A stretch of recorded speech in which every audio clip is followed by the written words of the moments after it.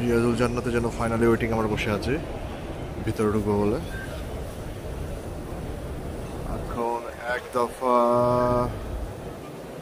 লোকজনদেরকে ভিতরে ঢোকাচ্ছে খুব ফাস্ট।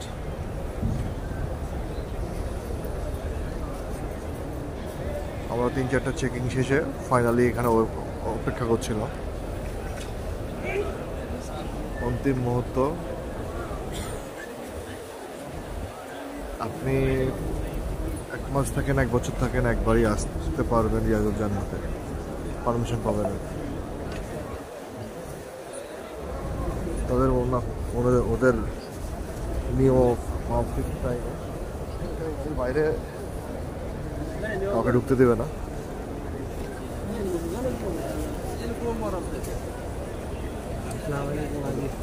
লোক ফিল আপ হয়ে গেছে সেজন্য